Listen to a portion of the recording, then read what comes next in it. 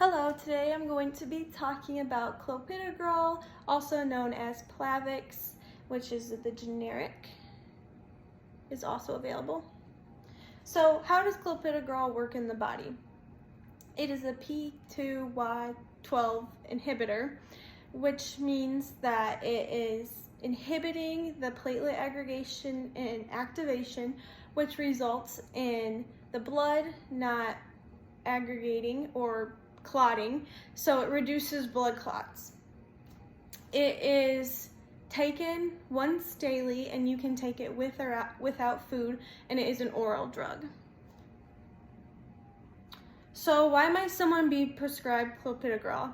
So it is majorly used for people that have weakened arteries or are at risk of a heart attack or have had a heart attack. So if they have weakened blood vessels, narrow, that would be a reason.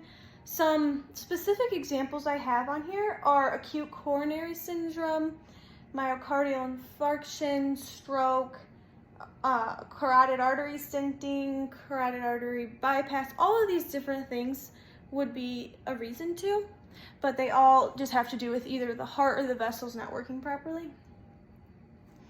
So Clopidogrel and aspirin, I wanted to mention this because it has been shown that when in combination with these two used together, it reduces the risk of a heart attack or stroke.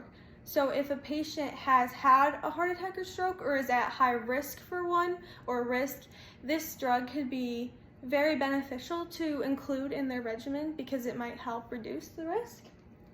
So what is Clopidogrel's drug interactions? Clopidogrel is a cytochrome P450 inhibitor that inhibits platelet aggregation and activation, resulting in less blood clotting, as I've mentioned before. So mostly when you're using this drug, you just don't want to use it with other drugs that will cause bleeding. So that would include anticoagulants, NSAIDs, SSRIs, SNRIs, and some herbals such as garlic and ginger.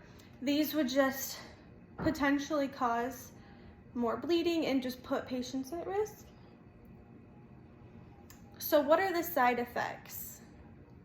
So the biggest side effect that you will hear people complain of is bruising. They'll get a lot of bruises all over, which is very common due to their platelets not coagulating. Besides that, prolonged bleeding is also a very common side effect. Other than that, they may get some pooling under the blood or under the skin, and they might have some itching, redness. Then from there, some pretty uncommon but can happen, so I wanted to mention it, is they might have bloody black tarry stools, or they might throw up black coffee ground looking, which is the blood. But overall, the benefits would be it decreases inflammation and it prevents blood clots, and most of all, it is very cost effective and very cheap. So when looking into this drug, it is prescribed quite frequently because of its minimal side effects, but on top of that, how beneficial it can be to the patient while being cost effective.